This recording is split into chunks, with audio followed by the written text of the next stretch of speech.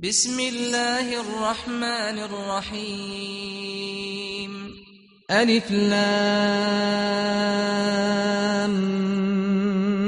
ميم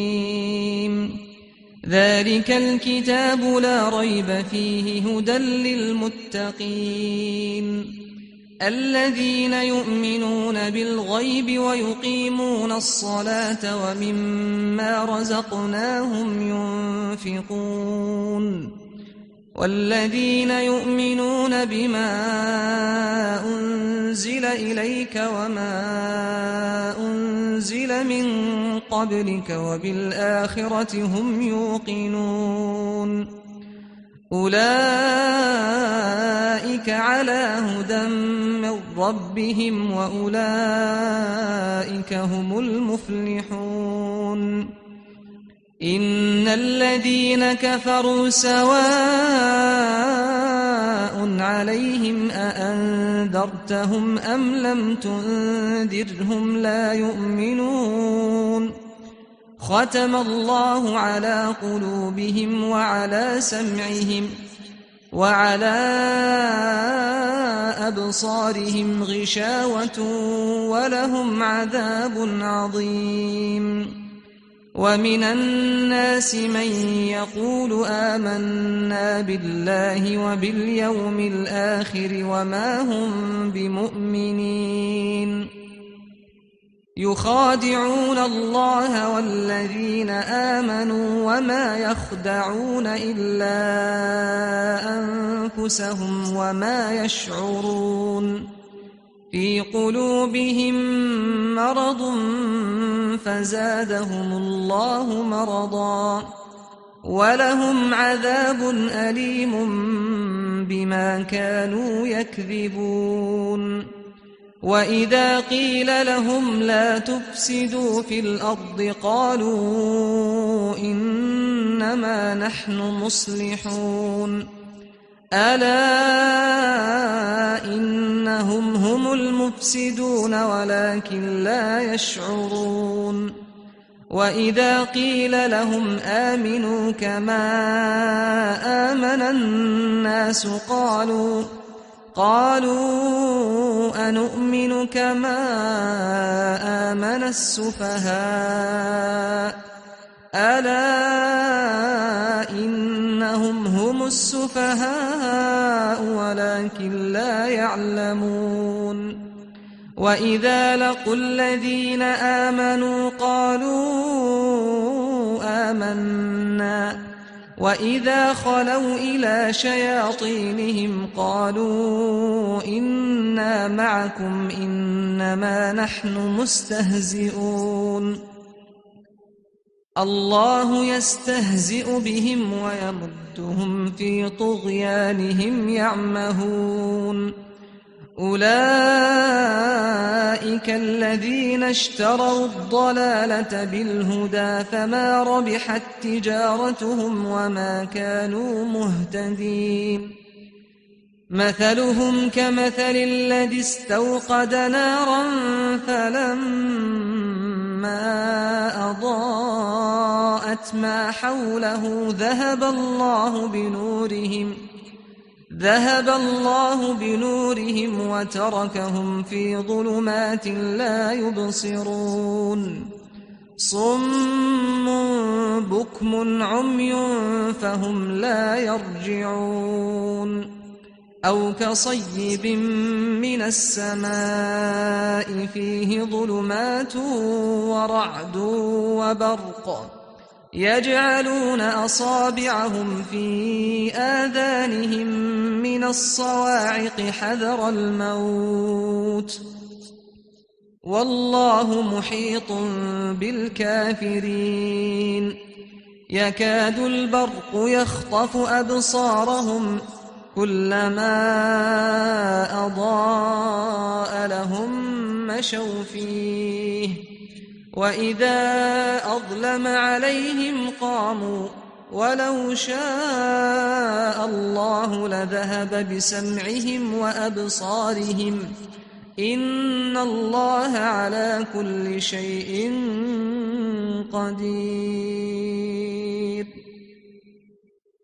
يا أيها الناس اعبدوا ربكم الذي خلقكم والذين من قبلكم لعلكم تتقون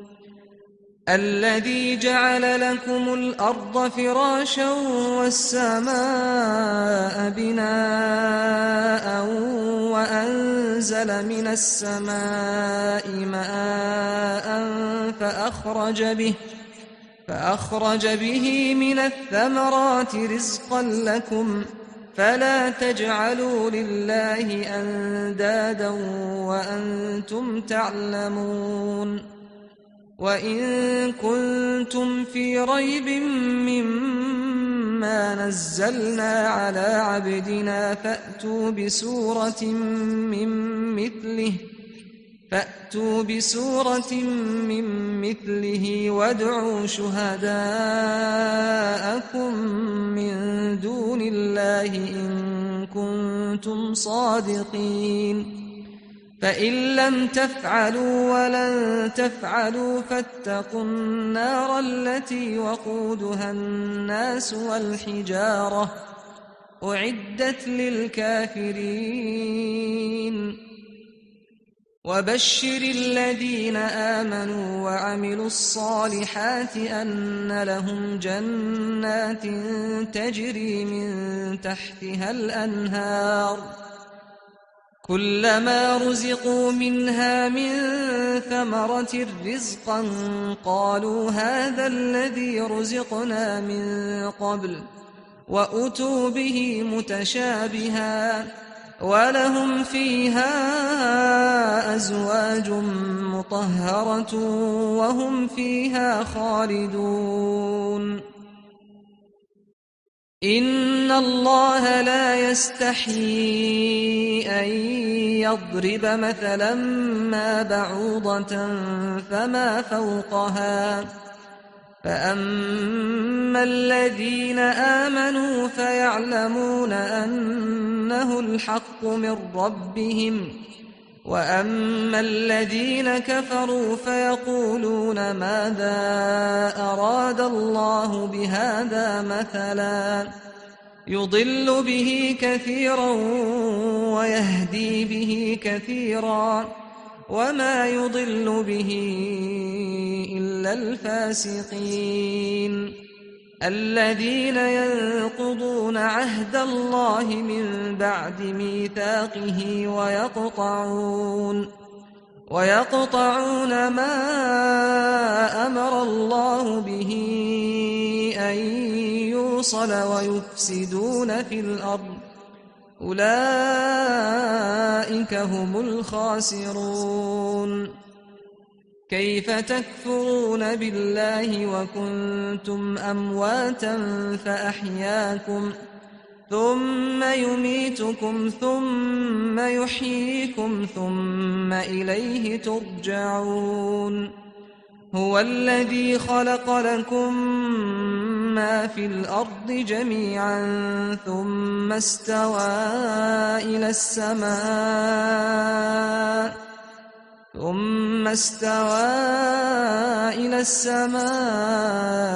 فسواهن 7 سماوات وهو بكل شيء عليم وإذ قال ربك للملائكة إني جاعل في الأرض خليفة قالوا أتجعل فيها من يفسد فيها ويسفك الدماء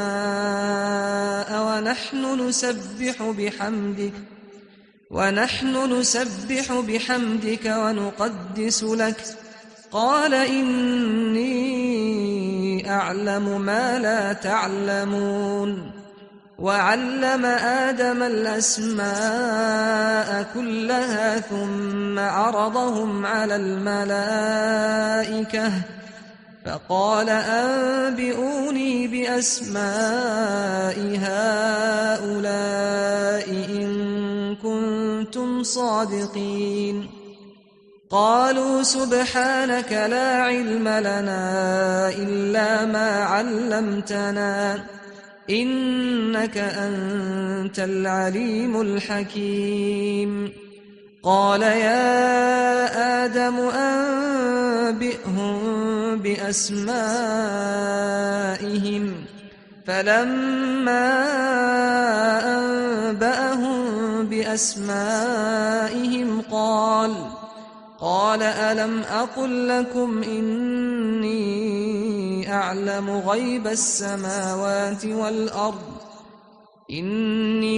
أعلم غيب السماوات والأرض وأعلم ما تبدون وما كنتم تكتمون وإذ قلنا للملائكة اسجدوا لآدم فسجدوا إلا إبليس أبى واستكبر وكان من الكافرين وقلنا يا آدم اسكن أنت وزوجك الجنة وكلا منها رغدا حيث شئتما ولا تقربا هذه الشجرة فتكونا من الظالمين فأزلهما الشيطان عنها فأخرجهما مما كانا فيه وقلنا اهبطوا بعضكم لبعض عدو ولكم في الأرض مستقر ومتاع إلى حين فتلقى آدم من ربه كلمات فتاب عليه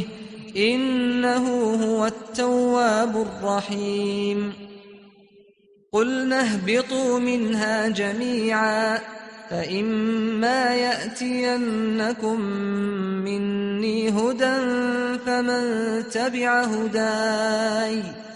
فمن تبع هداي فلا خوف عليهم ولا هم يحزنون والذين كفروا وكذبوا بآياتنا أولئك أصحاب النار هم فيها خالدون يا بني إسرائيل اذكروا نعمتي التي أنعمت عليكم وأوفوا بعهدي أوف بعهدكم وإياي فارهبون وآمنوا بما أنزلت مصدقا لما معكم ولا تكونوا أول كافر به ولا تشتروا بآياتي ثمنا قليلا وإياي فاتقون ولا تلبسوا الحق بالباطل وتكتموا الحق وأنتم تعلمون وأقيموا الصلاة وآتوا الزكاة واركعوا مع الراكعين أتأمرون الناس بالبر وتنسون أنفسكم وأنتم تتلون الكتاب أفلا تعقلون واستعينوا بالصبر والصلاة وإنها لكبيرة إلا على الخاشعين الذين يظنون أنهم ملاقو ربهم وأنهم إليه راجعون يا بني إسرائيل اذكروا نعمتي التي أنعمت عليكم وأني فضلتكم على العالمين واتقوا يوما لا تجزي نفس عن نفس شيئا ولا يقبل منها شفاعة ولا يؤخذ منها عدل ولا هم ينصرون وإذ نجيناكم من آل فرعون يسومونكم سوء العذاب يذبحون أبناءكم ويستحيون نساءكم وفي ذلكم بلاء من ربكم عظيم وإذ فرقنا بكم البحر فأنجيناكم وأغرقنا آل فرعون وأنتم تنظرون وإذ واعدنا موسى 40 ليلة ثم اتخذتم العجل من بعده وأنتم ظالمون ثم عفونا عنكم من بعد ذلك لعلكم تشكرون وإذ آتينا موسى الكتاب والفرقان لعلكم تهتدون وإذ قال موسى لقومه يا قوم إنكم ظلمتم أنفسكم باتخاذكم العجل فتوبوا إلى بارئكم فاقتلوا أنفسكم ذلكم خير لكم عند بارئكم فتاب عليكم إنه هو التواب الرحيم وإذ قلتم يا موسى لن نؤمن لك حتى نرى الله جهرة فأخذتكم الصاعقة وأنتم تنظرون ثم بعثناكم من بعد موتكم لعلكم تشكرون وظللنا عليكم الغمام وأنزلنا عليكم المن والسلوى كلوا من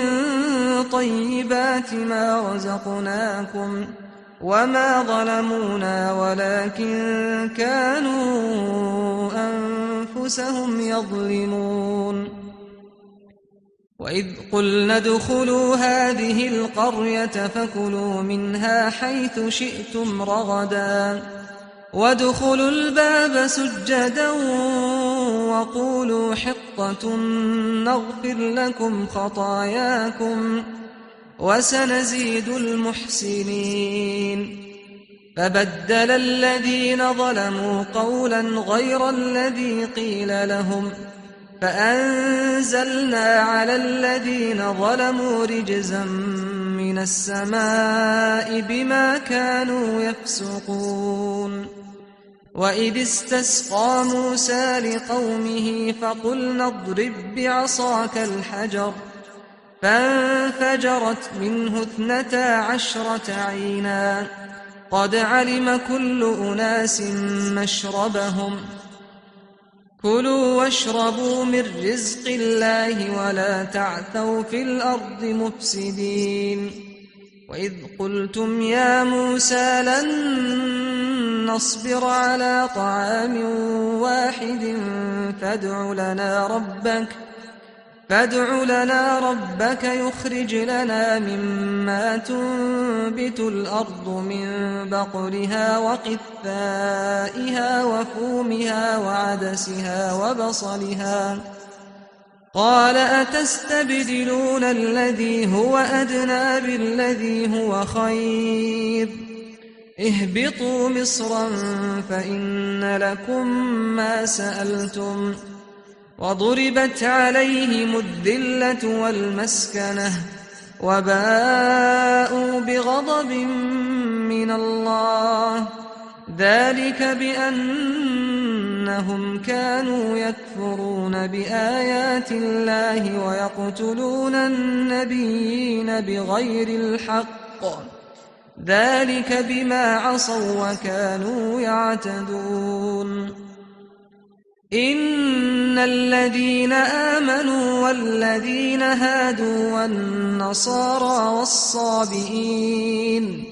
والصابئين من آمن بالله واليوم الآخر وعمل صالحا فلهم أجرهم عند ربهم ولا خوف عليهم ولا هم يحزنون وإذ أخذنا ميثاقكم ورفعنا فوقكم الطور خذوا ما آتيناكم بقوة واذكروا ما فيه لعلكم تتقون ثم توليتم من بعد ذلك فلولا فضل الله عليكم ورحمته لكنتم من الخاسرين ولقد علمتم الذين اعتدوا منكم في السبت فقلنا لهم كونوا قردة خاسئين فجعلناها نكالا لما بين يديها وما خلفها وموعظة للمتقين وإذ قال موسى لقومه إن الله يأمركم أن تذبحوا بقرة قالوا أتتخذنا هزوا قال أعوذ بالله أن أكون من الجاهلين قالوا ادع لنا ربك يبين لنا ما هي قال إنه يقول إنها بقرة لا فارض ولا بكر عوان بين ذلك فافعلوا ما تؤمرون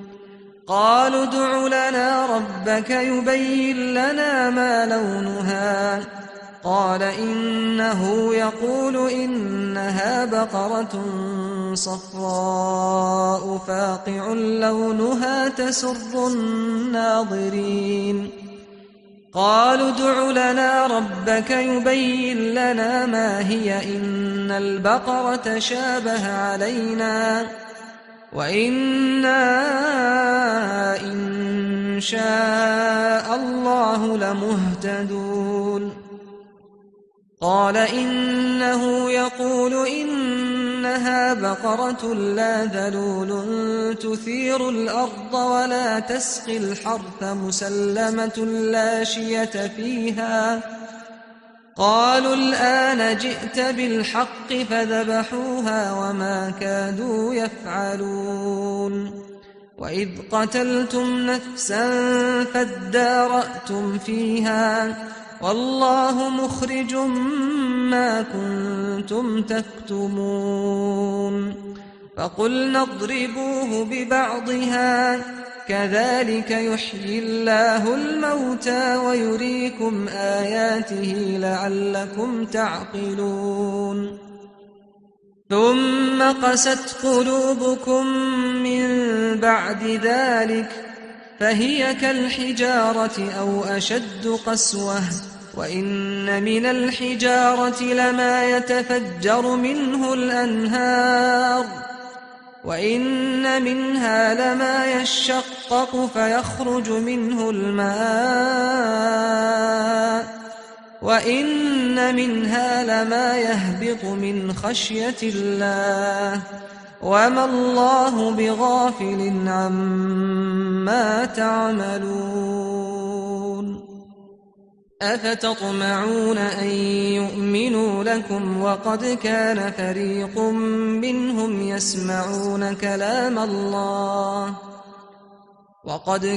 فريق منهم يسمعون كلام الله ثم يحرفونه من بعد ما عقلوه وهم يعلمون وإذا لقوا الذين آمنوا قالوا آمنا وإذا خلا بعضهم إلى بعض قالوا أتحدثونهم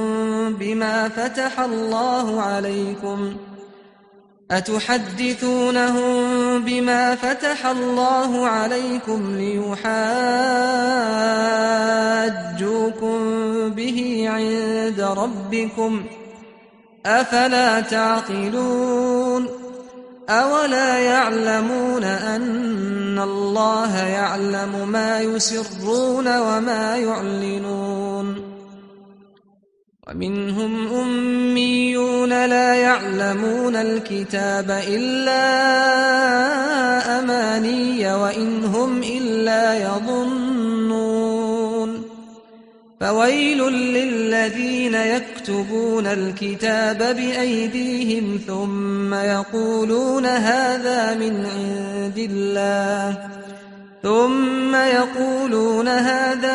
عند الله ليشتروا به ثمنا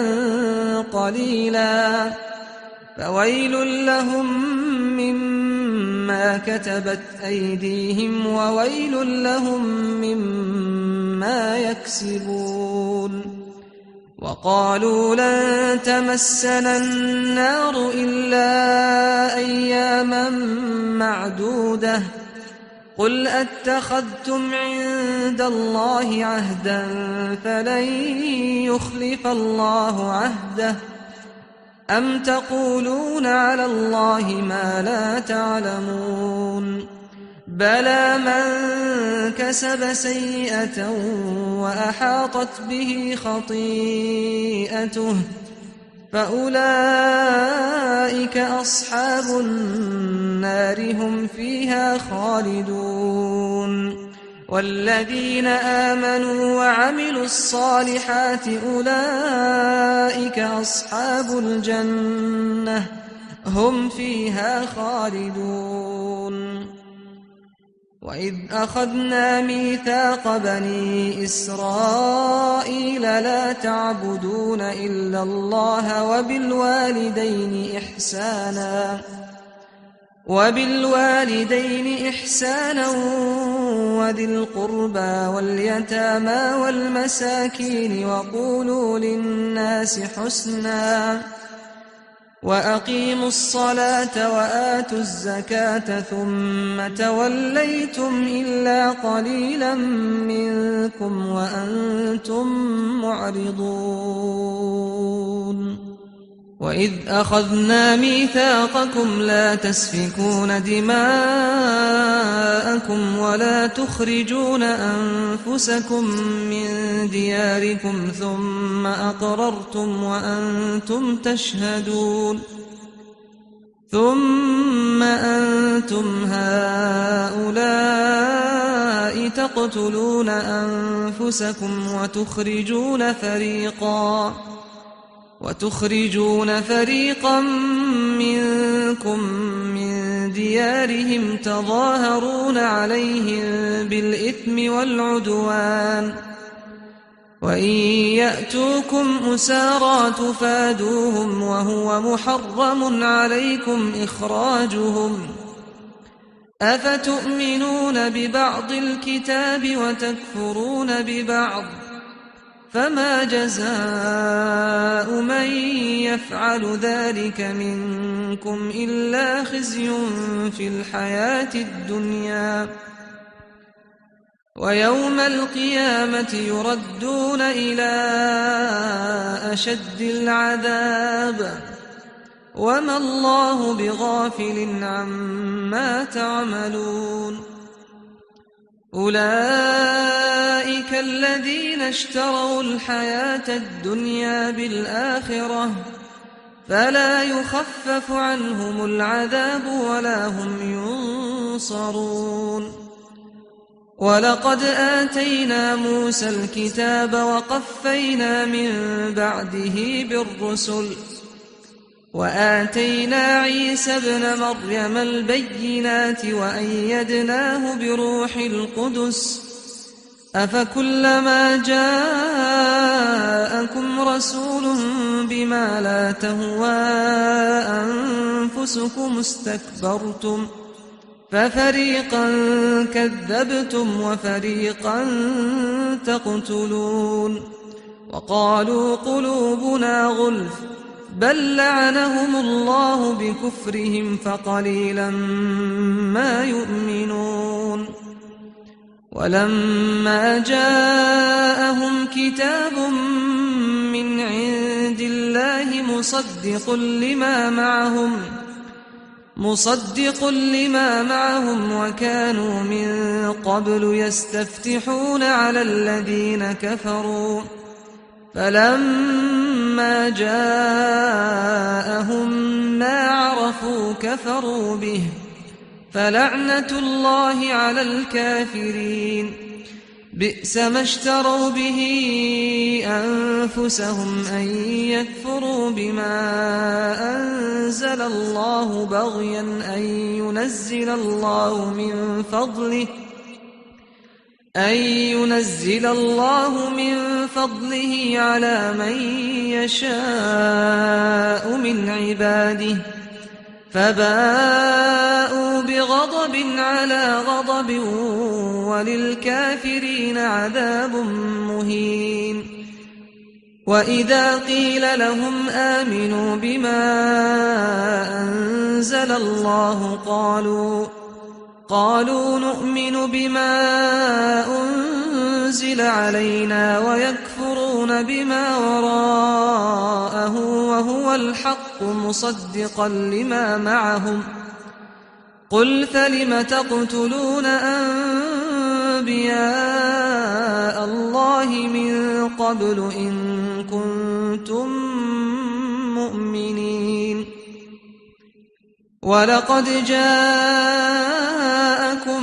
موسى بالبينات ثم اتخذتم العجل من بعده وأنتم ظالمون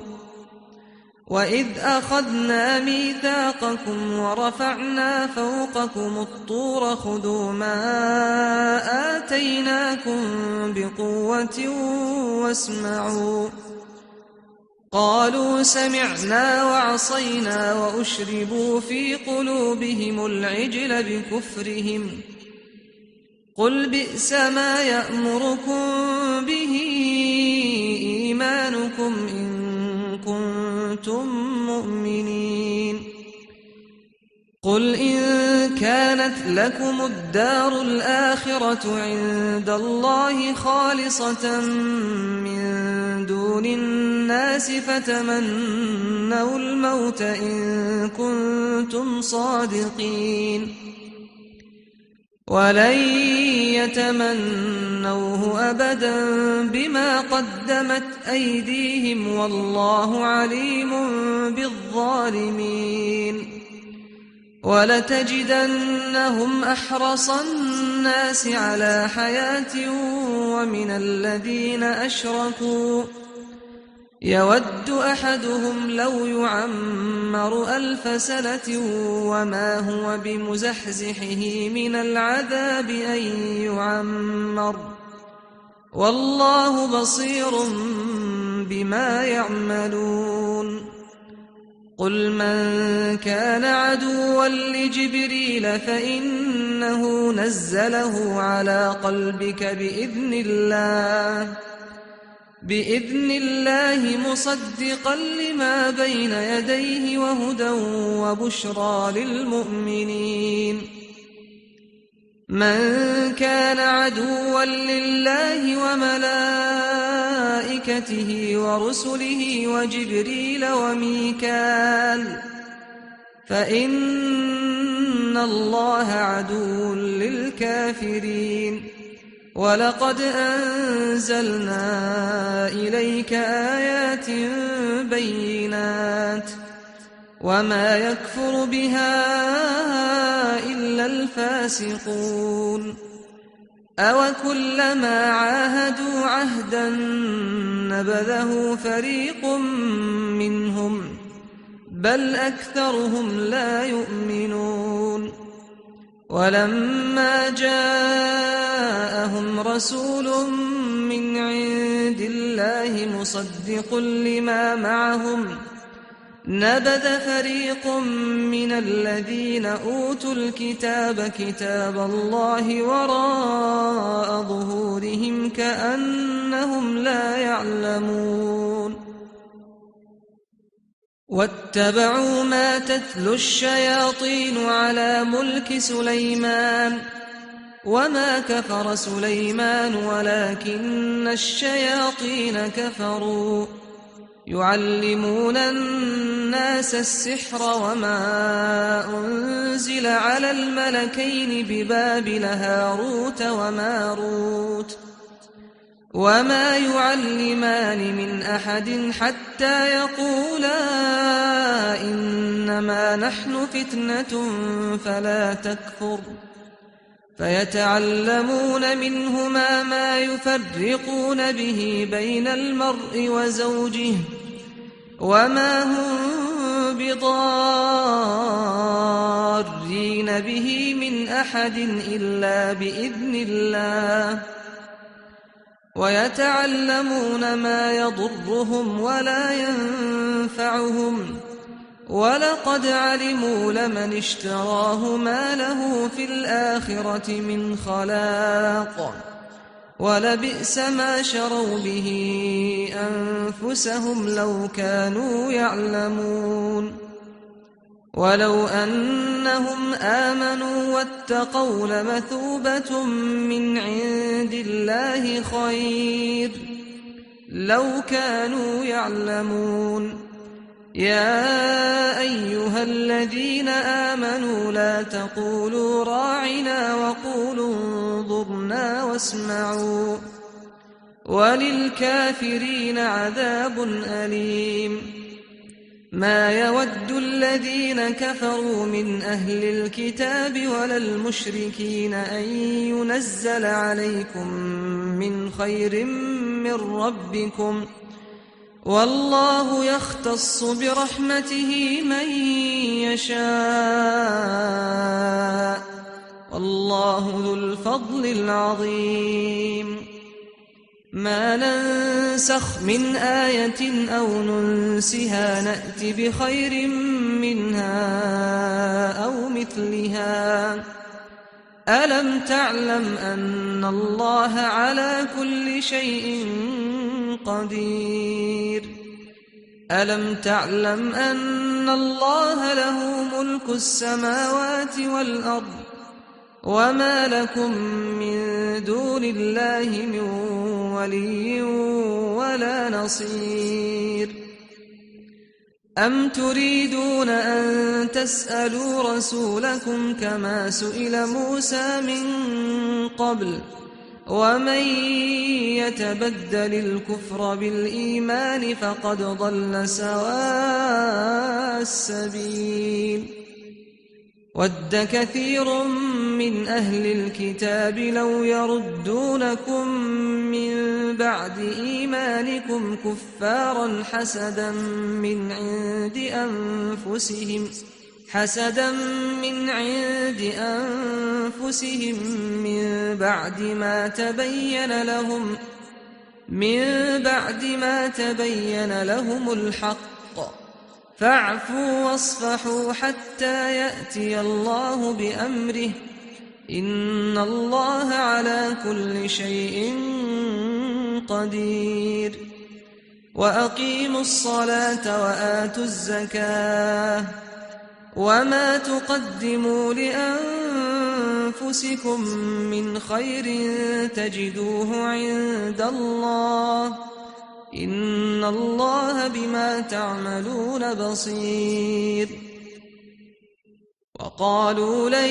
يدخل الجنة إلا من كان هودا أو نصارى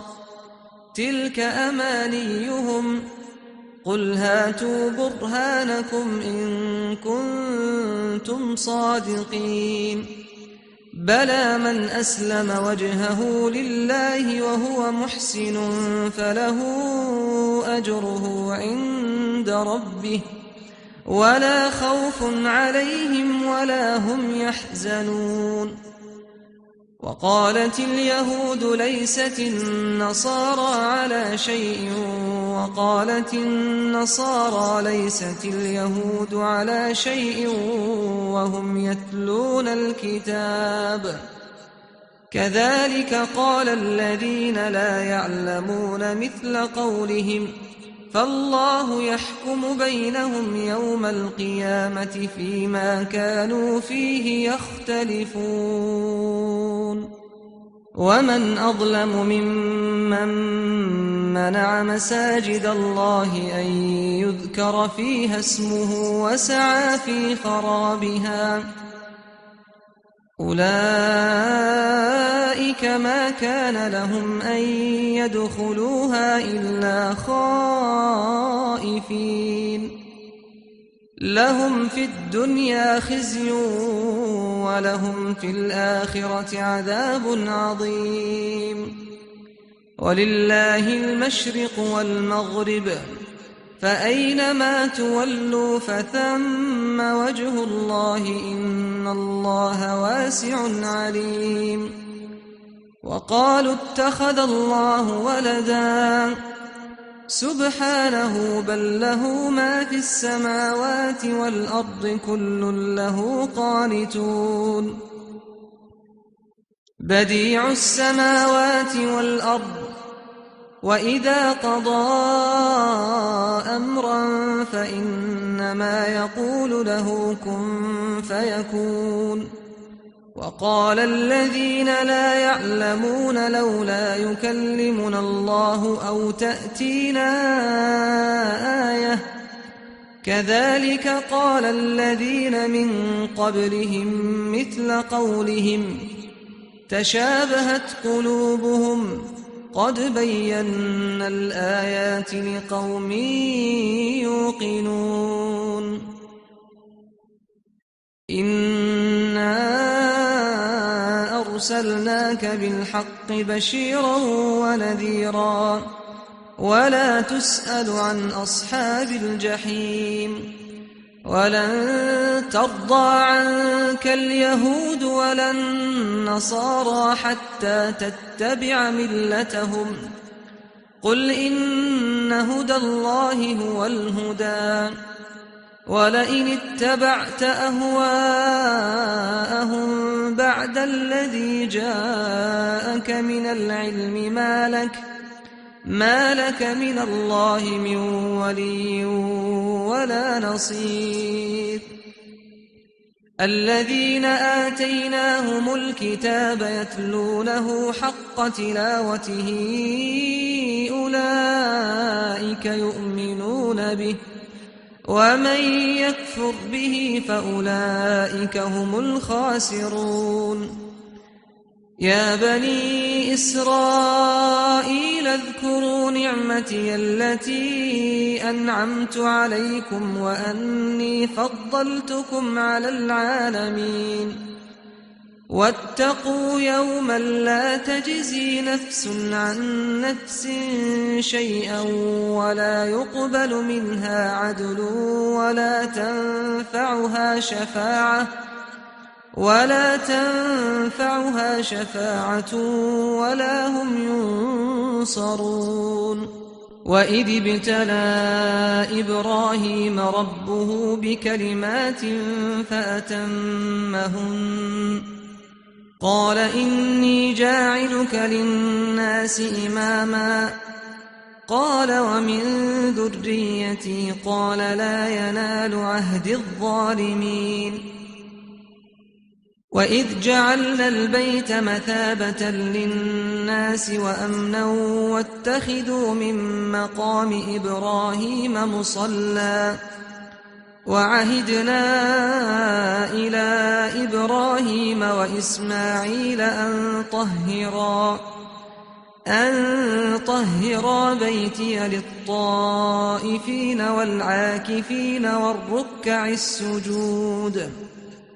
وإذ قال إبراهيم رب اجعل هذا بلدا آمنا وارزق أهله من الثمرات من آمن منهم بالله واليوم الآخر قال ومن كفر فأمتعه قليلا ثم أضطره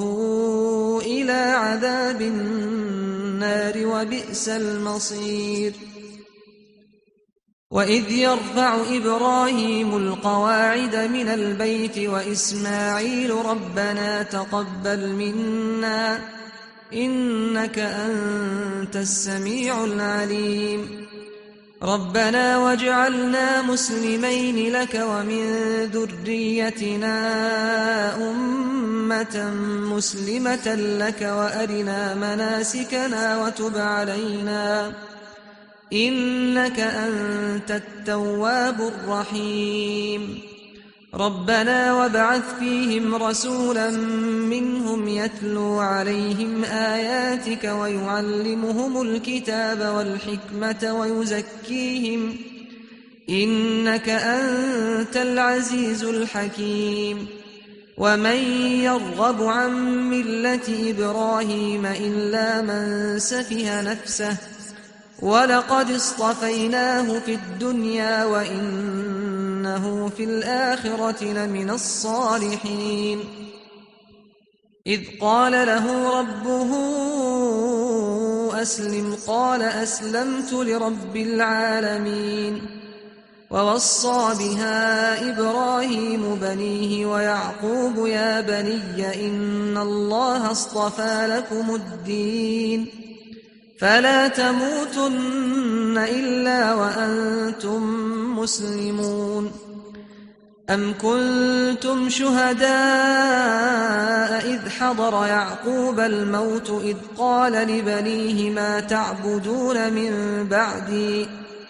ما تعبدون من بعدي قالوا نعبد إلهك وإله آبائك إبراهيم وإسماعيل وإسحاق إلها واحدا ونحن له مسلمون تلك أمة قد خلت لها ما كسبت ولكم ما كسبتم ولا تسألون عما كانوا يعملون وقالوا كونوا هودا أو نصارى تهتدوا قل بل ملة إبراهيم حنيفا وما كان من المشركين قولوا آمنا بالله وما أنزل إلينا وما أنزل إلى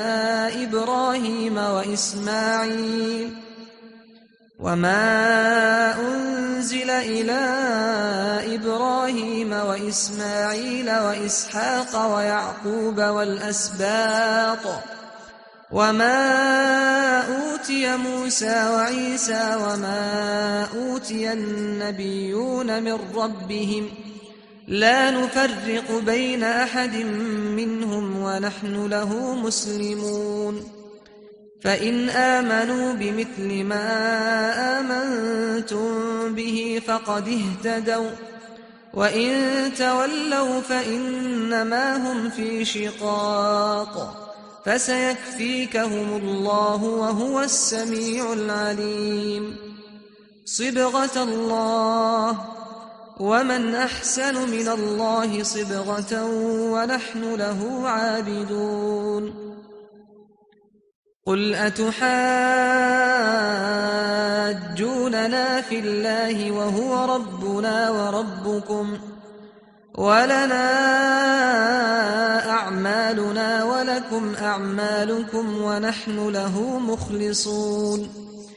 أم تقولون إن إبراهيم وإسماعيل وإسحاق ويعقوب والأسباط كانوا هودا أو نصارى قل أأنتم أعلم أم الله ومن أظلم ممن كتم شهادة عنده من الله وما الله بغافل عما تعملون تلك أمة قد خلت لها ما كسبت ولكم ما كسبتم ولا تسألون عما كانوا يعملون أعوذ بالله من الشيطان الرجيم سيقول السفهاء من الناس ما ولاهم عن قبلتهم التي كانوا عليها قل لله المشرق والمغرب يهدي من يشاء إلى صراط مستقيم وكذلك جعلناكم أمة وسطا لتكونوا شهداء على الناس لتكونوا شهداء على الناس ويكون الرسول عليكم شهيدا وما جعلنا القبلة التي كنت عليها إلا لنعلم من يتبع الرسول ممن ينقلب على عقبيه وإن كانت لكبيرة إلا على الذين هدى الله وما كان الله ليضيع إيمانكم إن الله بالناس لرءوف رحيم قد نرى تقلب وجهك في السماء فلنولينك قبلة ترضاها فول وجهك شطر المسجد الحرام وحيث ما كنتم فولوا وجوهكم شطره وإن الذين أوتوا الكتاب ليعلمون أنه الحق من ربهم وما الله بغافل عما يعملون ولئن أتيت الذين أوتوا الكتاب بكل آية ما تبعوا قبلتك وما أنت بتابع قبلتهم وما بعضهم بتابع قبلة بعض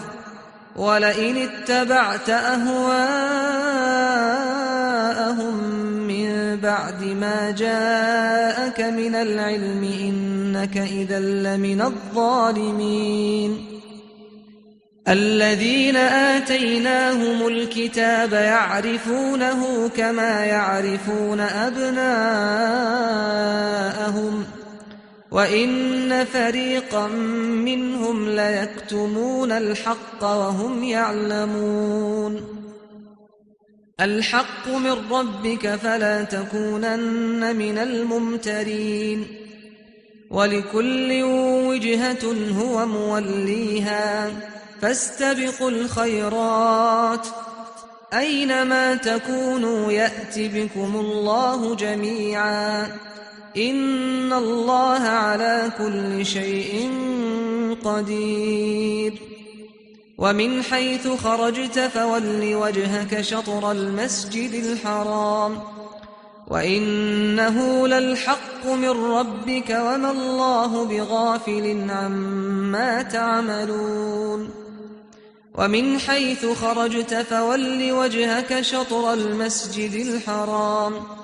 وحيث ما كنتم فولوا وجوهكم شطره لئلا يكون للناس عليكم حجة إلا الذين ظلموا منهم فلا تخشوهم واخشوني ولأتم نعمتي عليكم ولعلكم تهتدون كما أرسلنا فيكم رسولا منكم يتلو عليكم آياتنا ويزكيكم ويعلمكم الكتاب والحكمة ويعلمكم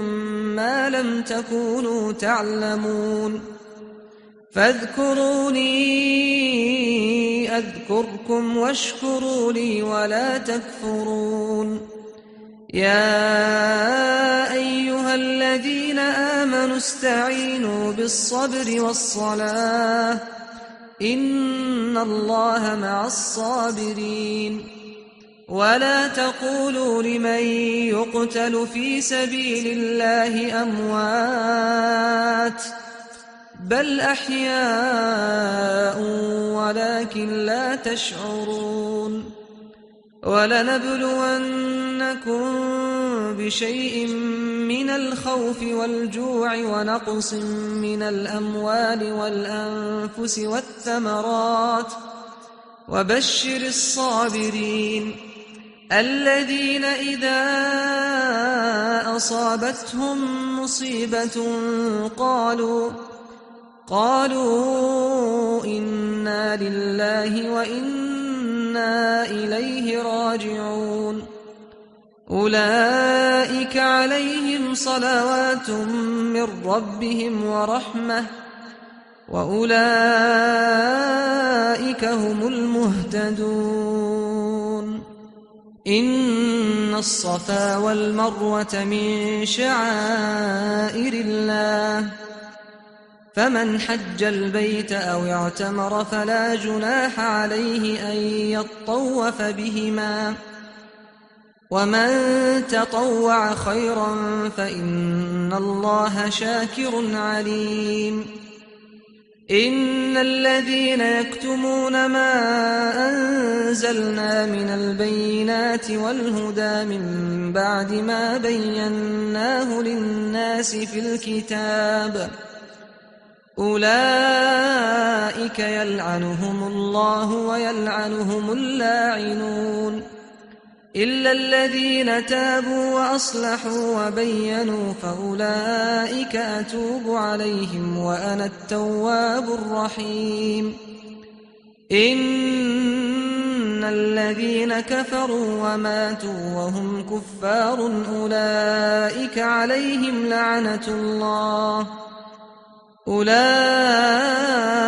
عليهم لعنة الله والملائكة والناس أجمعين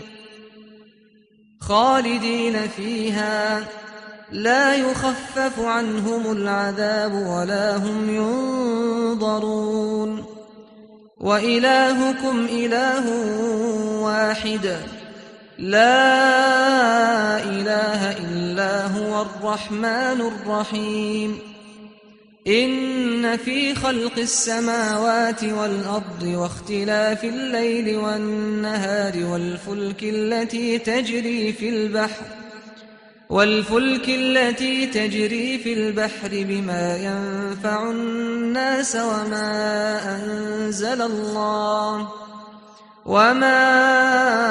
أنزل الله من السماء من ماء فأحيا به الأرض بعد موتها وبث فيها من كل دابة وتصريف الرياح والسحاب المسخر بين السماء والأرض لآيات لقوم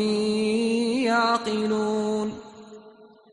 ومن الناس من يتخذ من دون الله أندادا يحبونهم كحب الله والذين آمنوا أشد حبا لله ولو يرى الذين ظلموا إذ يرون العذاب أن القوة لله جميعا وأن الله شديد العذاب إذ تبرأ الذين اتبعوا من الذين اتبعوا ورأوا العذاب وتقطعت بهم الأسباب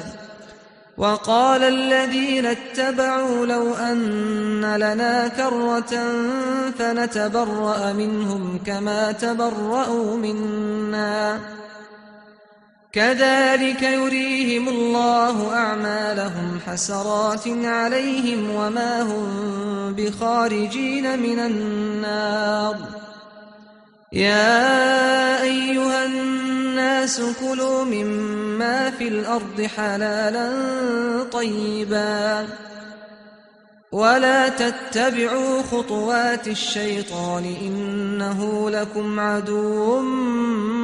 مبين إنما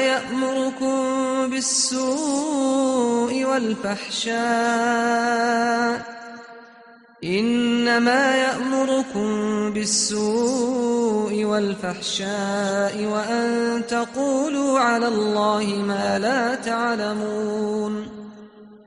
وإذا قيل لهم اتبعوا ما أنزل الله قالوا بل نتبع ما ألفينا عليه آباءنا أولو كان آباؤهم لا يعقلون شيئا ولا يهتدون ومثل الذين كفروا كمثل الذي ينعق بما لا يسمع إلا دعاء ونداء صم بكم عمي فهم لا يعقلون يا أيها الذين آمنوا كلوا من طيبات ما رزقناكم واشكروا لله إن كنتم إياه تعبدون إنما حرم عليكم الميتة والدم ولحم الخنزير وما أهل به لغير الله فمن اضطر غير باغ ولا عاد فلا إثم عليه إن الله غفور رحيم إن الذين يكتمون ما أنزل الله من الكتاب ويشترون به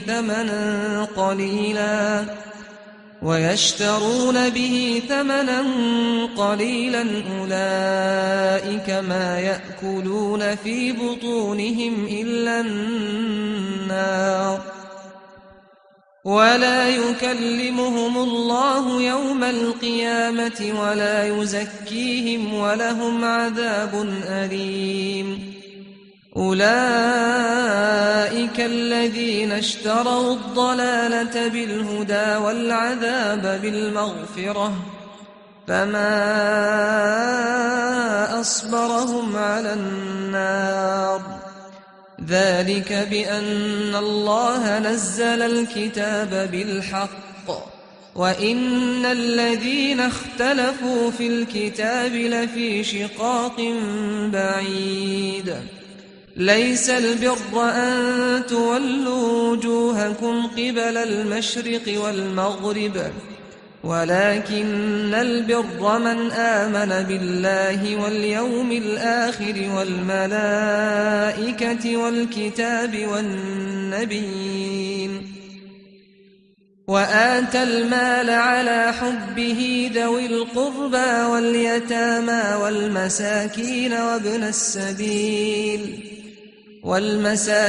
وابن السبيل والسائلين وفي الرقاب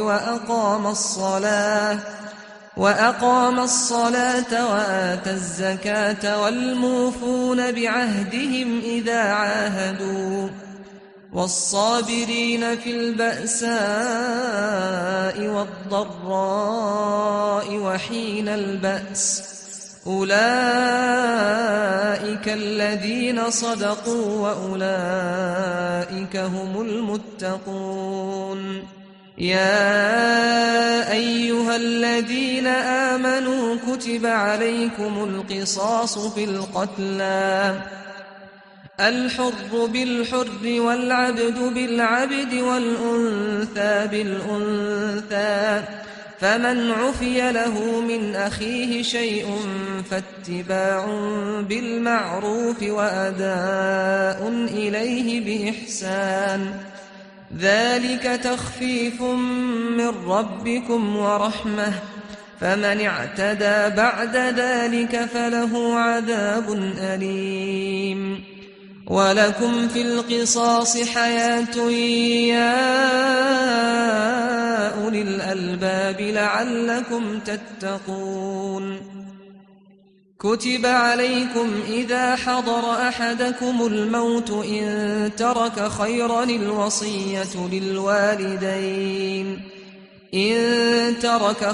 الوصية للوالدين والأقربين بالمعروف حقا على المتقين فمن بدله بعدما سمعه فإنما إثمه على الذين يبدلونه إن الله سميع عليم فمن خاف من موص جنفا أو إثما فأصلح بينهم فلا إثم عليه إن الله غفور رحيم يا أيها الذين آمنوا كتب عليكم الصيام كما كتب على الذين من قبلكم لعلكم تتقون أياما معدودات فمن كان منكم مريضا أو على سفر فعدة من أيام أخر وعلى الذين يطيقونه فدية طعام مسكين فمن تطوع خيرا فهو خير له وأن تصوموا خير لكم إن كنتم تعلمون شهر رمضان الذي أنزل فيه القرآن هدى للناس وبينات من الهدى والفرقان فمن شهد منكم الشهر فليصمه ومن كان مريضا أو على سفر فعدة من أيام أخر يريد الله بكم اليسر ولا يريد بكم العسر ولتكملوا العدة ولتكبروا الله على ما هداكم ولعلكم تشكرون وإذا سألك عبادي عني فإني قريب أجيب دعوة الداع إذا دعان فليستجيبوا لي وليؤمنوا بي لعلهم يرشدون أحل لكم ليلة الصيام الرفث إلى نسائكم هن لباس لكم وأنتم لباس لهن علم الله أنكم كنتم تختانون أنفسكم فتاب عليكم وعفى عنكم فالآن باشروهن وابتغوا ما كتب الله لكم وكلوا واشربوا حتى يتبين لكم الخيط الأبيض من الخيط الأسود من الفجر ثم أتموا الصيام إلى الليل ولا تباشروهن وأنتم عاكفون في المساجد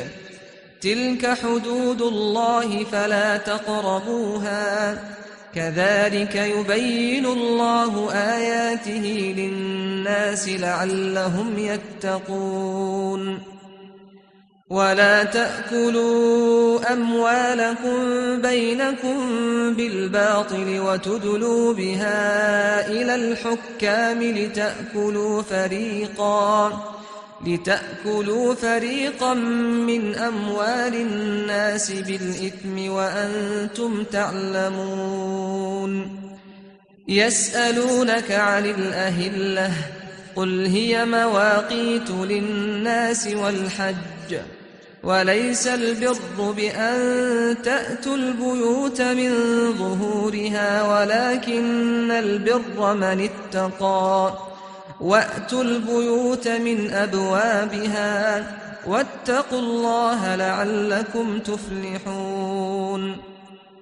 وقاتلوا في سبيل الله الذين يقاتلونكم ولا تعتدوا إن الله لا يحب المعتدين واقتلوهم حيث ثقفتموهم وأخرجوهم من حيث أخرجوكم والفتنة أشد من القتل ولا تقاتلوهم عند المسجد الحرام حتى يقاتلوكم فيه فإن قاتلوكم فاقتلوهم كذلك جزاء الكافرين فإن انتهوا فإن الله غفور رحيم وقاتلوهم حتى لا تكون فتنة ويكون الدين لله فإن انتهوا فلا عدوان إلا على الظالمين. الشهر الحرام بالشهر الحرام والحرمات قصاص، فمن اعتدى عليكم فاعتدوا عليه بمثل ما اعتدى عليكم، واتقوا الله واعلموا أن الله مع المتقين. وأنفقوا في سبيل الله ولا تلقوا بأيديكم إلى التهلكة وأحسنوا إن الله يحب المحسنين. وأتموا الحج والعمرة لله، فإن أحصرتم فما استيسر من الهدي، ولا تحلقوا رؤوسكم حتى يبلغ الهدي محله، فمن كان منكم مريضا أو به أذى من رأسه ففدية من صيام أو صدقة أو نسك. فإذا أمنتم فمن تمتع بالعمرة إلى الحج فما استيسر من الهدي، فمن لم يجد فصيام 3 أيام في الحج وسبعة إذا رجعتم، تلك 10 كاملة، ذلك لمن لم يكن أهله حاضر المسجد الحرام. واتقوا الله واعلموا أن الله شديد العقاب. الحج أشهر معلومات، فمن فرض فيهن الحج فلا رفث ولا فسوق ولا جدال في الحج، وما تفعلوا من خير يعلمه الله، وتزودوا فإن خير الزاد التقوى، واتقون يا أولي الألباب. ليس عليكم جناح أن تبتغوا فضلا من ربكم، فإذا أفضتم من عرفات فاذكروا الله عند المشعر الحرام،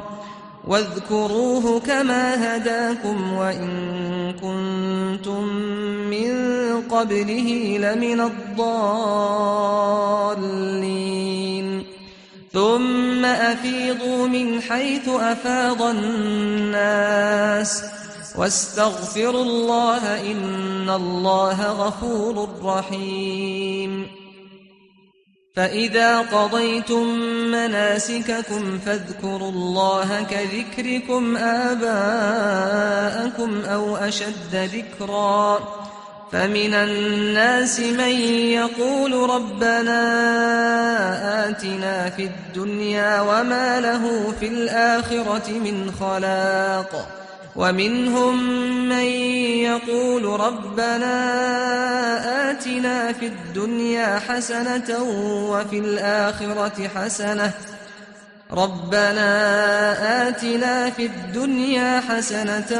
وفي الآخرة حسنة وقنا عذاب النار. أولئك لهم نصيب مما كسبوا والله سريع الحساب. واذكروا الله في أيام معدودات،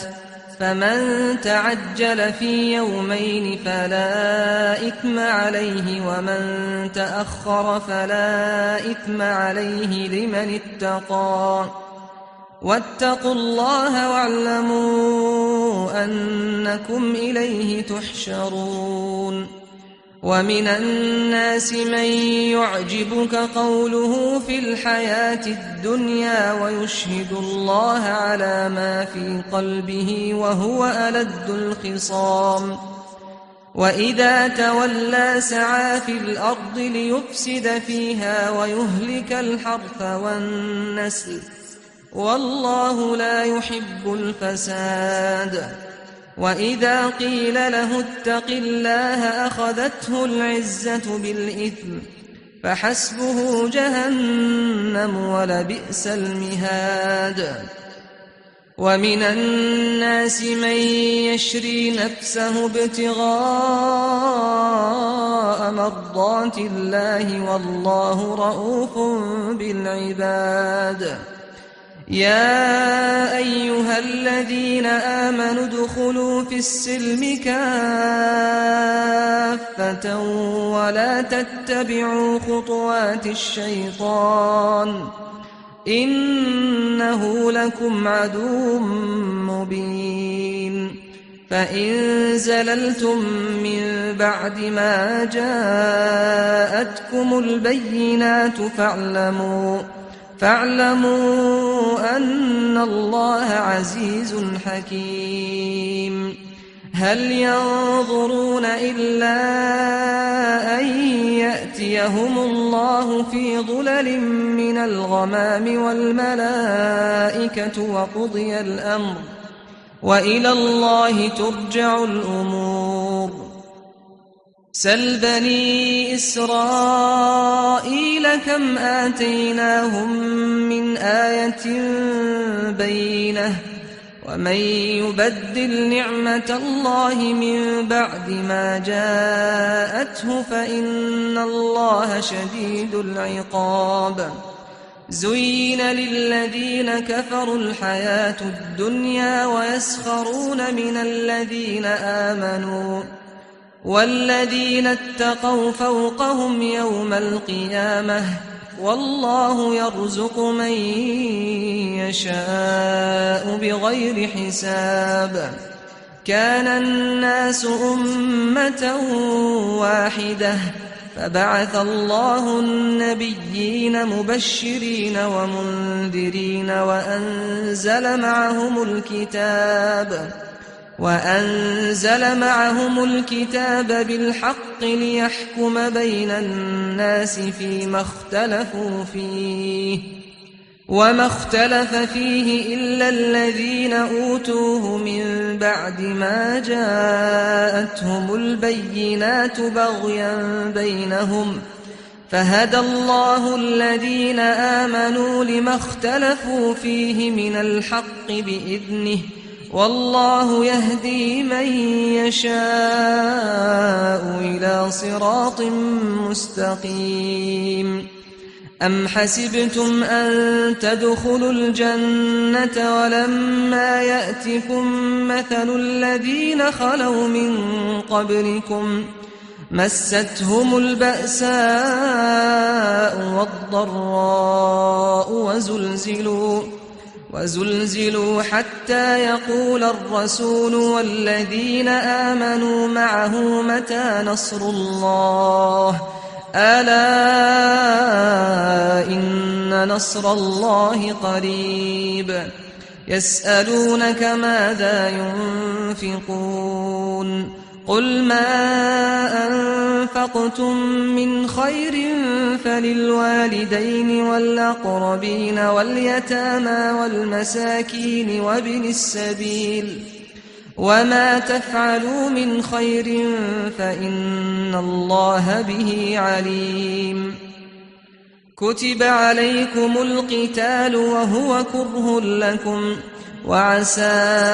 أن تكرهوا شيئا وهو خير لكم وعسى أن تحبوا شيئا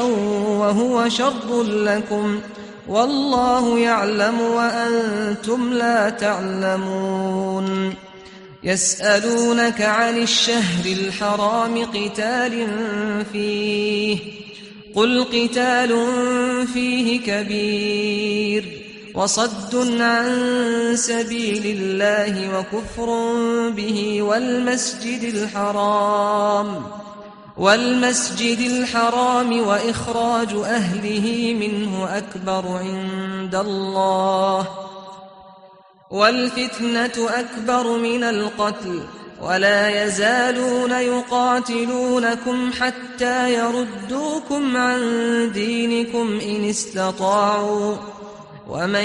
يرتد منكم عن دينه فيمت وهو كافر فأولئك حبطت أعمالهم في الدنيا والآخرة وأولئك أصحاب النار هم فيها خالدون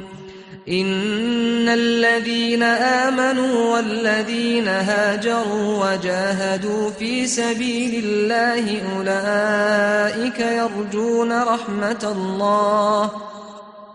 والله غفور رحيم يسألونك عن الخمر والميسر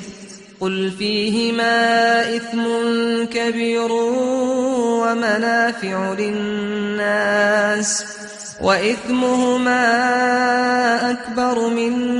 نفعهما ويسألونك ماذا ينفقون قل العفو كذلك يبين الله لكم الآيات لعلكم تتفكرون في الدنيا والآخرة ويسألونك عن اليتامى قل إصلاح لهم خير وإن تخالطوهم فإخوانكم والله يعلم المفسد من المصلح ولو شاء الله لأعنتكم إن الله عزيز حكيم ولا تنكحوا المشركات حتى يؤمنوا ولأمة مؤمنة خير من مشركة ولو أعجبتكم ولا تنكحوا المشركين حتى يؤمنوا ولعبد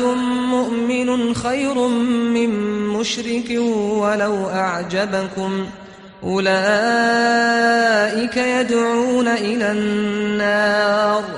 والله يدعو إلى الجنة والمغفرة بإذنه ويبين آياته للناس لعلهم يتذكرون ويسألونك عن المحيض قل هو أذى فاعتزلوا النساء في المحيض ولا تقربوهن حتى يطهرن فإذا تطهرن فأتوهن من حيث أمركم الله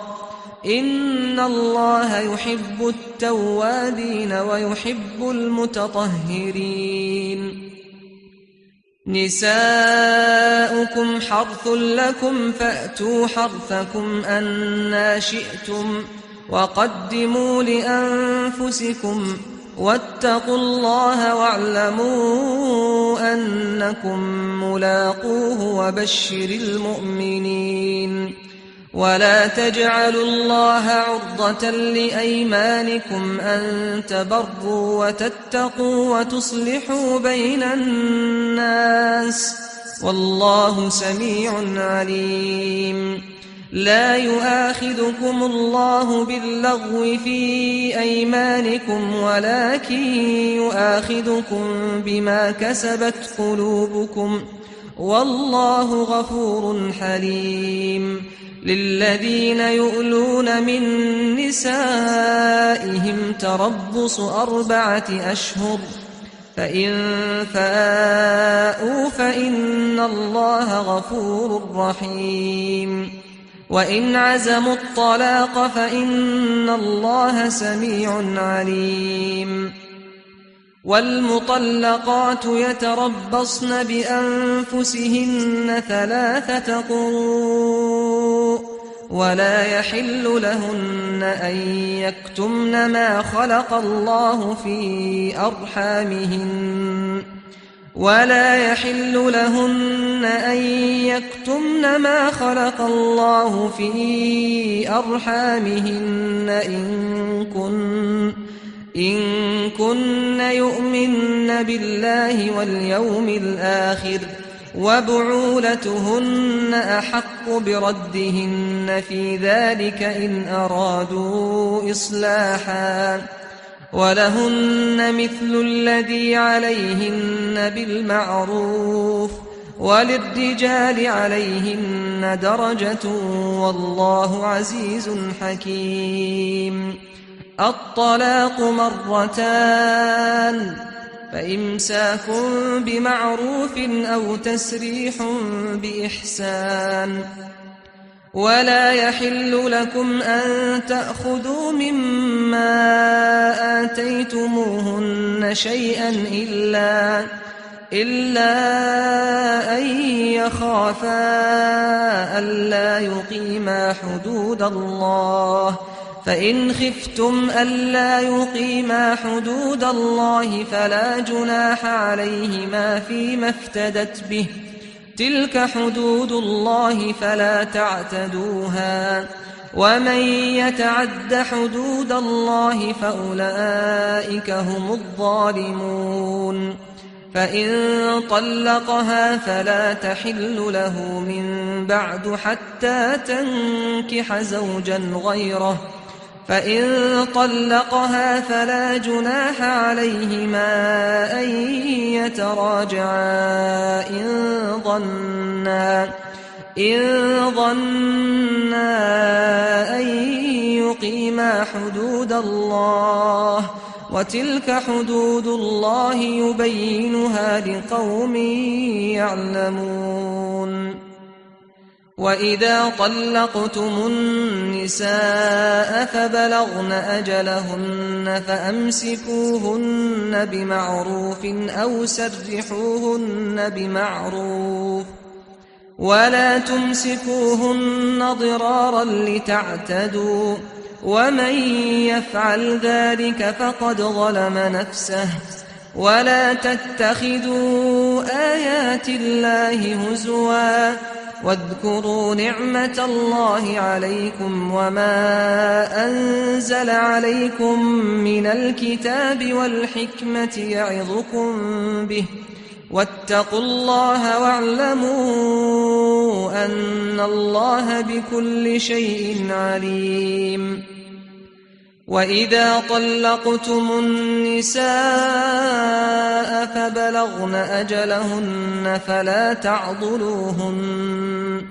فلا تعضلوهن أن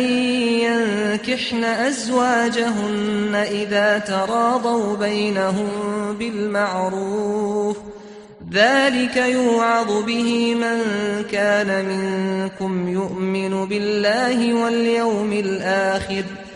ذلكم أزكى لكم وأطهر، والله يعلم وأنتم لا تعلمون. والوالدات يرضعن أولادهن حولين كاملين لمن أراد أن يتم الرضاعة، وعلى المولود له رزقهن وكسوتهن بالمعروف، لا تكلف نفس إلا وسعها، لا تضار والدة بولدها ولا مولود له بولده، وعلى الوارث مثل ذلك، فإن أرادا فصالا عن تراض منهما وتشاور فلا جناح عليهما. وإن أردتم أن تسترضعوا أولادكم فلا جناح عليكم إذا سلمتم ما آتيتم بالمعروف، واتقوا الله واعلموا أن الله بما تعملون بصير. والذين يتوفون منكم ويذرون أزواجا يتربصن بأنفسهن 4 أشهر وعشرا، فإذا بلغن أجلهن فلا جناح عليكم فيما فعلن في أنفسهن بالمعروف، والله بما تعملون خبير. ولا جناح عليكم فيما عرضتم به من خطبة النساء أو أكننتم في أنفسكم، علم الله أنكم ستذكرونهن ولكن لا تواعدوهن سرا إلا أن تقولوا قولا معروفا ولا تعزموا عقدة النكاح حتى يبلغ الكتاب أجله واعلموا أن الله يعلم ما في أنفسكم فاحذروه واعلموا أن الله غفور حليم. لا جناح عليكم إن طلقتم النساء ما لم تمسوهن أو تفرضوا لهن فريضة ومتعوهن على الموسع قدره وعلى المقتر قدره متاعا بالمعروف حقا على المحسنين. وإن طلقتموهن من قبل أن تمسوهن وقد فرضتم لهن فريضة فنصف ما فرضتم إلا أن يعفون أو يعفو الذي بيده عقدة النكاح وأن تعفوا أقرب للتقوى ولا تنسوا الفضل بينكم إن الله بما تعملون بصير. حافظوا على الصلوات والصلاة الوسطى وقوموا لله قانتين. فإن خفتم فرجالا أو ركبانا فإذا أمنتم فاذكروا الله كما علمكم ما لم تكونوا تعلمون. والذين يتوفون منكم ويذرون أزواجا وصية لأزواجهم متاعا إلى الحول غير إخراج فإن خرجن فلا جناح عليكم فيما فعلن في أنفسهن من معروف والله عزيز حكيم. وللمطلقات متاع بالمعروف حقا على المتقين كذلك يبين الله لكم آياته لعلكم تعقلون. ألم تر إلى الذين خرجوا من ديارهم وهم ألوف حذر الموت فقال لهم الله موتوا ثم أحياهم إن الله لذو فضل على الناس ولكن أكثر الناس لا يشكرون. وقاتلوا في سبيل الله واعلموا أن الله سميع عليم. من ذا الذي يقرض الله قرضا حسنا فيضاعفه له أضعافا كثيرة والله يقبض ويبسط وإليه ترجعون. ألم تر إلى الملأ من بني إسرائيل من بعد موسى إذ قالوا لنبي لهم ابعث لنا ملكا نقاتل في سبيل الله قال هل عسيتم إن كتب عليكم القتال ألا تقاتلوا قالوا وما لنا ألا نقاتل في سبيل الله وقد أخرجنا من ديارنا وأبنائنا فلما كتب عليهم القتال تولوا إلا قليلا منهم والله عليم بالظالمين. وقال لهم نبيهم إن الله قد بعث لكم طالوت ملكا قالوا أنى يكون له الملك علينا ونحن أحق بالملك منه ولم يؤت سعة من المال قال إن الله اصطفاه عليكم وزاده بسطة في العلم والجسم والله يؤتي ملكه من يشاء والله واسع عليم. وقال لهم نبيهم إن آية ملكه أن يأتيكم التابوت فيه سكينة من ربكم وبقية مما ترك آل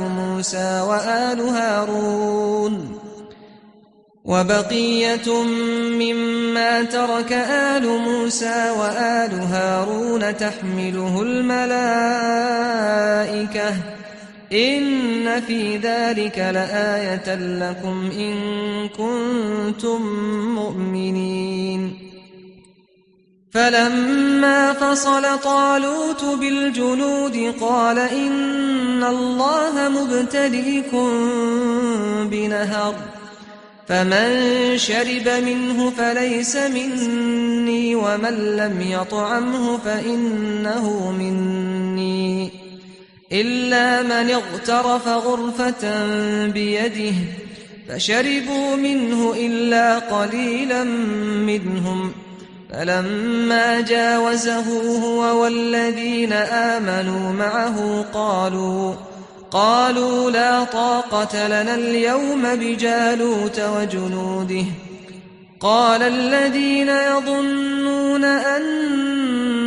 أنهم ملاقو الله كم من فئة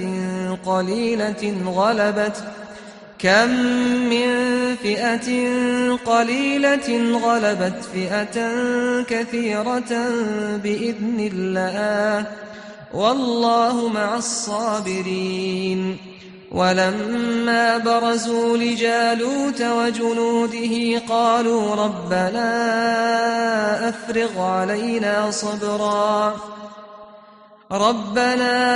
أفرغ علينا صبرا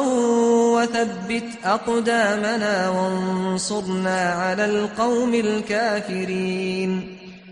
فهزموهم بإذن الله وقتل داود جالوت وآتاه الله الملك والحكمة وعلمه مما يشاء. ولولا دفع الله الناس بعضهم ببعض لفسدت الأرض ولكن الله ذو فضل على العالمين. تلك آيات الله نتلوها عليك بالحق وإنك لمن المرسلين. تلك الرسل فضلنا بعضهم على بعض منهم من كلم الله ورفع بعضهم درجات وآتينا عيسى ابن مريم البينات وأيدناه بروح القدس. ولو شاء الله ما اقتتل الذين من بعدهم من بعد ما جاءتهم البينات ولكن اختلفوا فمنهم من آمن ومنهم من كفر. ولو شاء الله ما اقتتلوا ولكن الله يفعل ما يريد. يا أيها الذين آمنوا أنفقوا مما رزقناكم من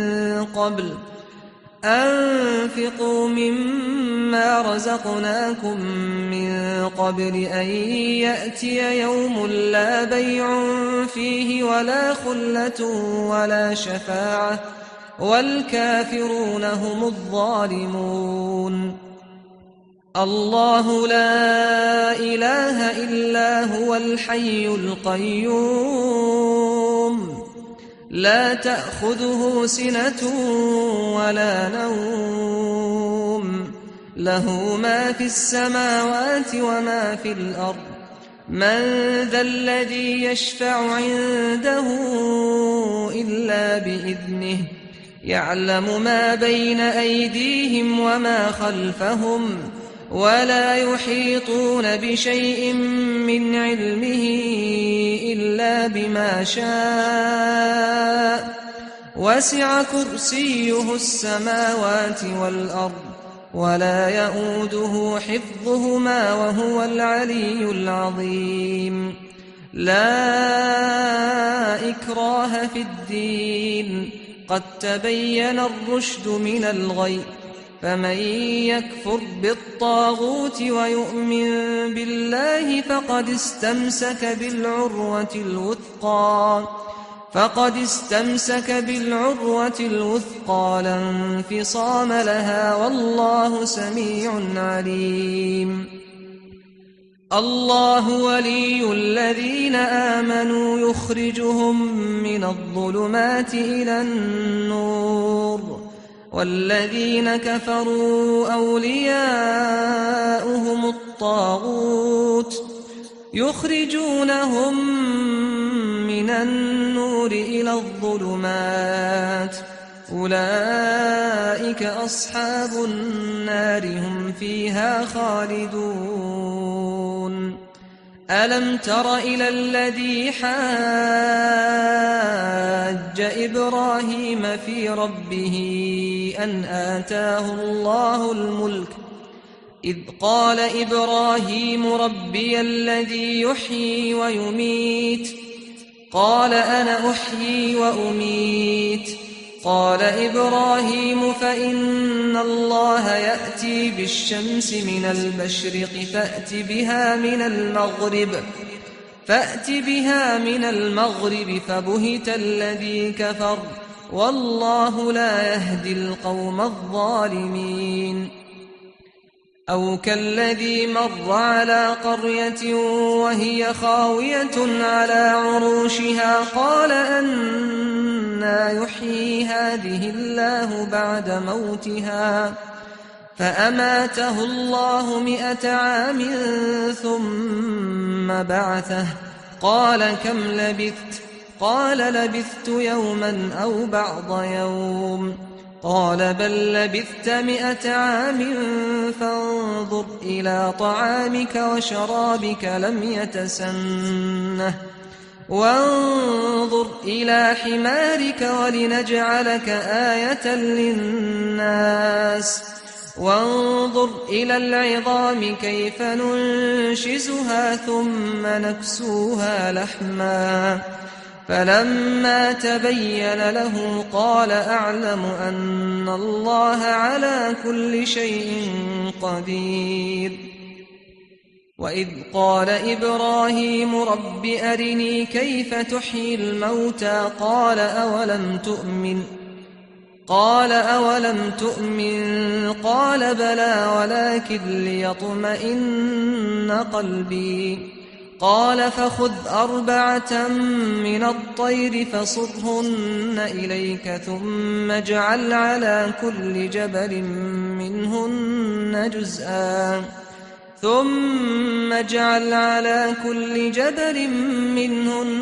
جزءا ثم ادعهن يأتينك سعيا واعلم أن الله عزيز حكيم مثل الذين ينفقون أموالهم في سبيل الله كمثل حبة أنبتت 7 سنابل في كل سنبلة 100 حبة والله يضاعف لمن يشاء والله واسع عليم الذين ينفقون أموالهم في سبيل الله ثم لا يتبعون ما أنفقوا منا ولا أذى لهم أجرهم عند ربهم ولا خوف عليهم ولا هم يحزنون قول معروف ومغفرة خير من صدقة يتبعها أذى والله غني حليم يا أيها الذين آمنوا لا تبطلوا صدقاتكم بالمن والأذى كالذي ينفق ماله رئاء الناس ولا يؤمن بالله واليوم الآخر فمثله كمثل صفوان عليه تراب فأصابه وابل فتركه صلدا لا يقدرون على شيء مما كسبوا والله لا يهدي القوم الكافرين ومثل الذين ينفقون أموالهم ابتغاء مرضات الله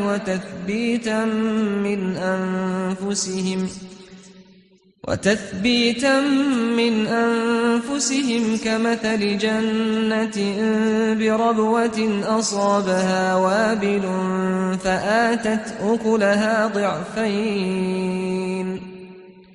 فآتت أكلها ضعفين فإن لم يصبها وابل فطل والله بما تعملون بصير أيود أحدكم أن تكون له جنة من نخيل وأعناب تجري من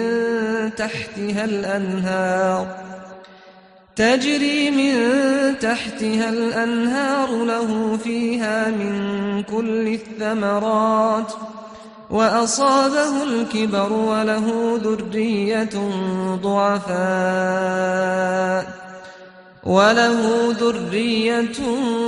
ضعفاء فأصابها إعصار فيه نار فاحترقت كذلك يبين الله لكم الآيات لعلكم تتفكرون يا أيها الذين آمنوا أنفقوا من طيبات ما كسبتم ومما أخرجنا لكم من الأرض ولا تيمموا الخبيث منه تنفقون ولستم بآخذيه إلا أن تغمضوا فيه واعلموا أن الله غني حميد الشيطان يعدكم الفقر ويأمركم بالفحشاء والله يعدكم مغفرة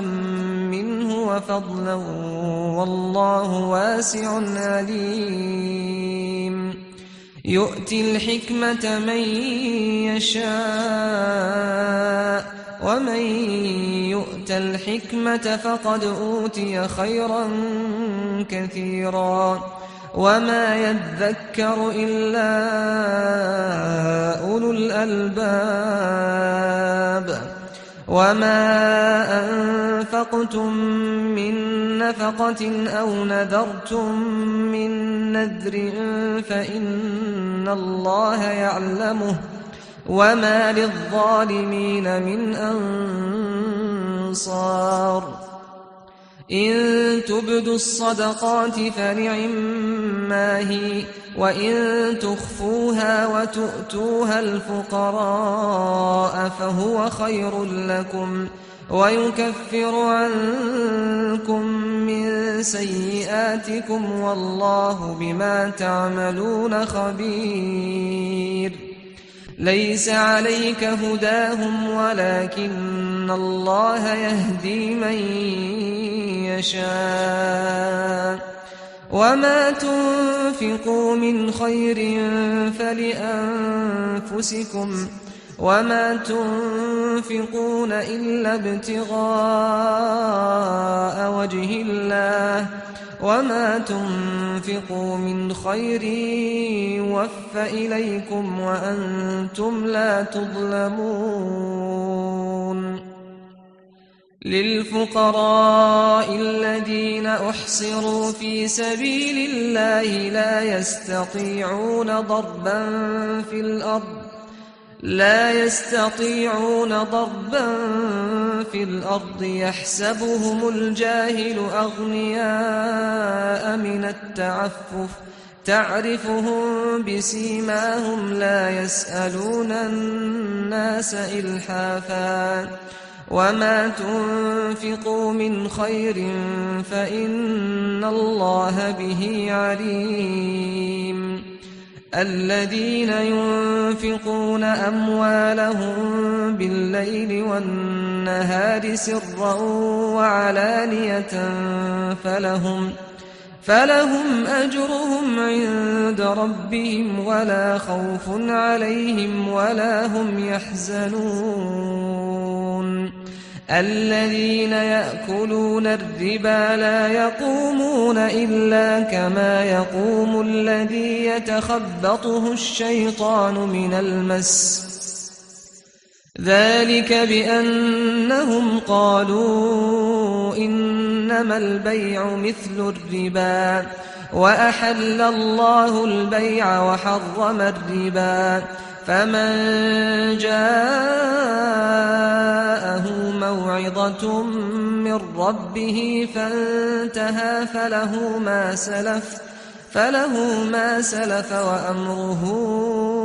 إلى الله ومن عاد فأولئك أصحاب النار هم فيها خالدون يمحق الله الربا ويربي الصدقات والله لا يحب كل كفار أثيم إن الذين آمنوا وعملوا الصالحات وأقاموا الصلاة وآتوا الزكاة لهم أجرهم عند ربهم ولا خوف عليهم ولا هم يحزنون يا أيها الذين آمنوا اتقوا الله وذروا ما بقي من الربا إن كنتم مؤمنين فإن لم تفعلوا فأذنوا بحرب من الله ورسوله وإن تبتم فلكم رؤوس أموالكم لا تظلمون ولا تظلمون وإن كان ذو عسرة فنظرة إلى ميسرة وأن تصدقوا خير لكم إن كنتم تعلمون واتقوا يوما ترجعون فيه إلى الله ثم توفى كل نفس ما كسبت وهم لا يظلمون يا أيها الذين آمنوا إذا تداينتم بدين إلى أجل مسمى فاكتبوه وليكتب بينكم كاتب بالعدل ولا يأب كاتب أن يكتب كما علمه الله فليكتب وليملل الذي عليه الحق وليتق الله ربه ولا يبخس منه شيئا فإن كان الذي عليه الحق سفيها أو ضعيفا أو لا يستطيع أن يمل هو فليملل وليه بالعدل واستشهدوا شهيدين من رجالكم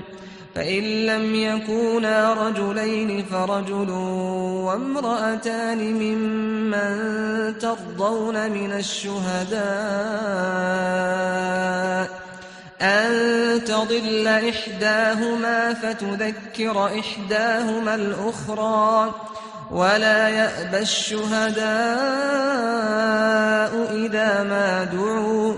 ولا تسأموا أن تكتبوه صغيرا أو كبيرا إلى أجله ذلكم أقسط عند الله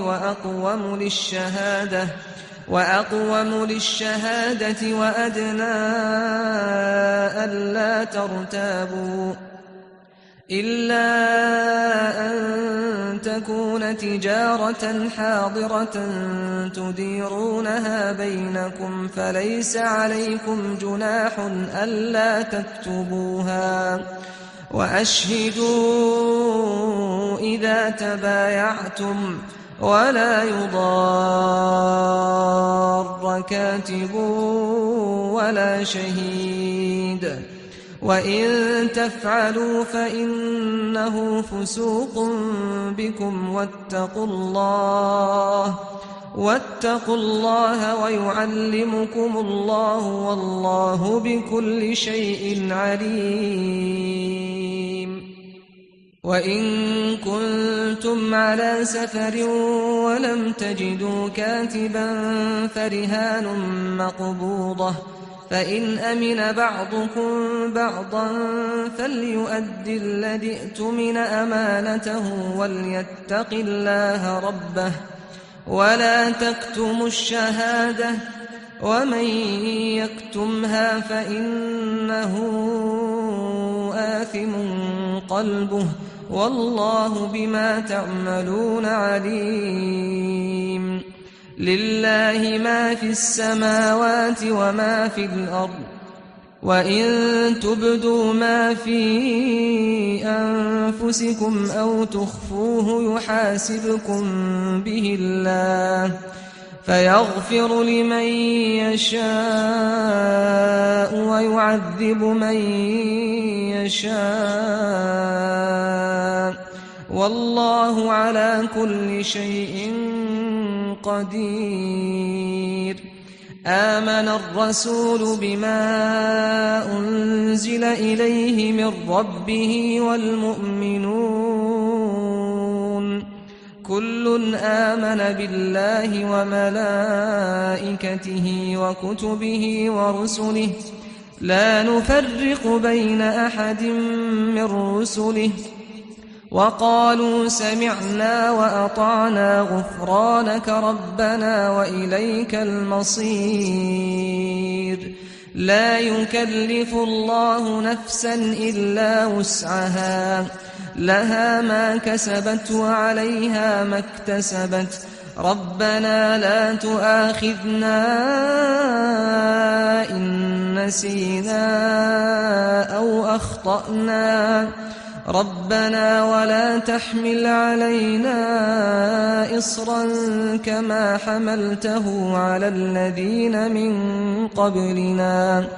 ربنا ولا تحملنا ما لا طاقة لنا به واعف عنا واغفر لنا وارحمنا أنت مولانا فانصرنا على القوم الكافرين